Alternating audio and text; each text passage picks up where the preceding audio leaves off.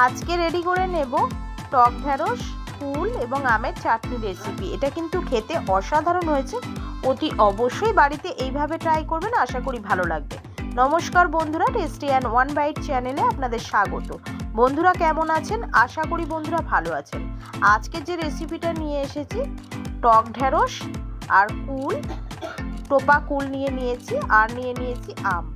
তো এখানে আমি কাঁচা আম নিয়েছি, এগুলো আমি কেটে নেব। যে সকল বন্ধুরা ভিডিওটাকে দেখছেন তাদেরকে অনুরোধ রইল অতি অবশ্যই একটি লাইক, একটি সাবস্ক্রাইব করে চ্যানেলটির পাশে থাকার জন্য।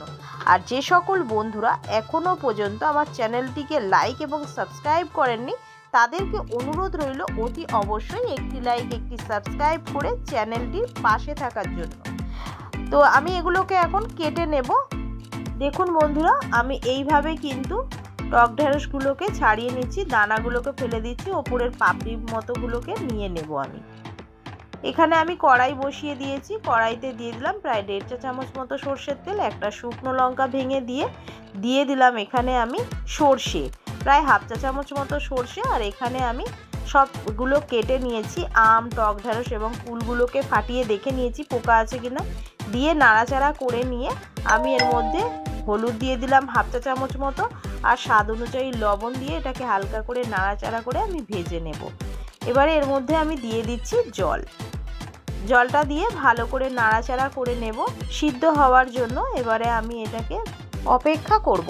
এখানে আমার সিদ্ধ হয়ে গেছে আমগুলো, টক ঢ্যাঁড়সগুলো একদমই গলে গেছে। এবারে চিনি দিয়ে দেব প্রায় 6 চা চামচ মতো।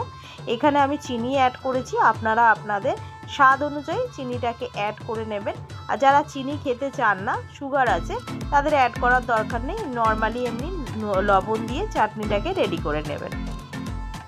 দেখুন বন্ধুরা, এইভাবে কিন্তু সবগুলো সিদ্ধ হয়ে গেছে, আমি নামিয়ে নিলাম। এইভাবে বাড়িতে ট্রাই করবেন। এই চাটনি দিয়ে কিন্তু ভাত খেতে অসাধারণ লাগে। অতি অবশ্যই বাড়িতে একবার ট্রাই করবেন, আশা করি আপনাদের ভালো লাগবে। ভিডিওটা ভালো লাগলে একটি লাইক, একটি সাবস্ক্রাইব করে চ্যানেলটির পাশে থাকবেন।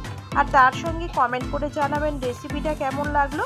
ভিডিওটাকে বেশি করে শেয়ার করে দেওয়ার জন্য অনুরোধ রইল।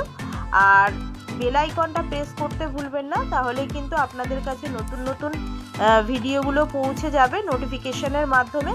আর তার সঙ্গে আমি আবারও একটা নতুন রেসিপি নিয়ে হাজির হব। ততক্ষণ আপনারা সুস্থ থাকবেন, ভালো থাকবেন। আজকের মতো এইটুখানি। ধন্যবাদ বন্ধুরা।